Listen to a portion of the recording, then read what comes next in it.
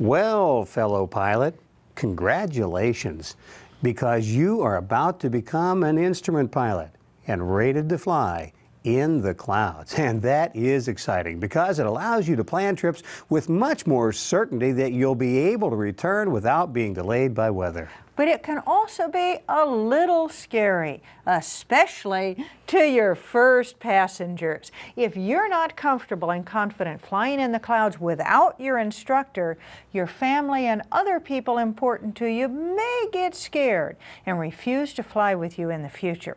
After all, it's pretty unnerving to a non-pilot to be flying around in a small airplane when they can't see anything out the window but gray dampness. So here are some tips on how to get your new instrument ticket wet and build your comfort level so that both you and your passengers will look forward eagerly to each instrument flight. You know, most instrument training is actually done in VFR weather, under a hood or using foggles. So when you first fly in real clouds instead of with a hood or foggles, it can actually be somewhat disorienting. Maybe it's because even with that hood or foggles on, you still get some outside visual clues, and in the clouds, you're not getting them anymore. Or maybe it's because when you're in the clouds, you know that if you do get muddled, you can't just pull off the hood and go land VFR. Regardless, you'll get over the feeling very quickly once you fly in the clouds on your own. So to start, look for a day at your home airport where you have cloudy weather, but the ceiling and visibility are well above minimums for the approach. Say you have a ceiling of at least 1,000 feet AGL and visibility of 3 miles or so. Then go out and fly several instrument approaches. You'll have very little stress because you know you'll break out of the clouds and see the airport before you get to minimums. And you'll get comfortable with being in the clouds and lots of good practice working with ATC too.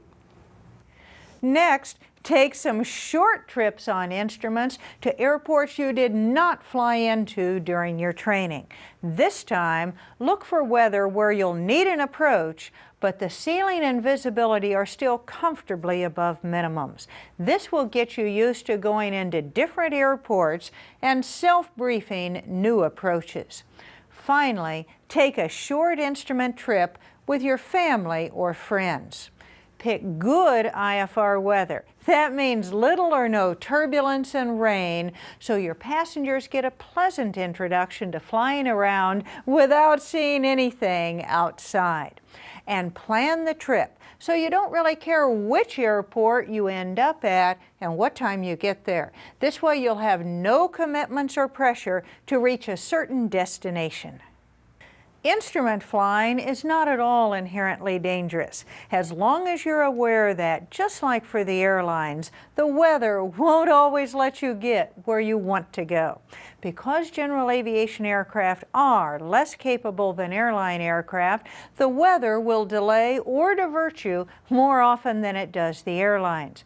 But your instrument rating will still let you complete many trips safely that you couldn't consider as a VFR-only pilot. Now, you remember the good old PAVE checklist. As you recall, we talked about the key risk factors from the pilot, the aircraft, the environment, and external pressures. Well, the primary trick to safe instrument flying is to control those external pressures, pressures that stress us and push us to fly into weather we really shouldn't be flying in. So make sure your family and friends know that you'll make the decision whether to fly based on safety and not on the pressure to be somewhere at a certain time. It's also important to always be aware of how proficient you are or are not, and adjust your personal minimums appropriately. Remember, it's very much okay to have higher personal minimums than the FAA regulations specify. You might consider, for the first dozen or so actual approaches you do, making your minimums 300 feet higher than listed and adding a mile to the visibility requirement. And until you've done a few circling approaches during the daytime, you might want to avoid doing night circling approaches.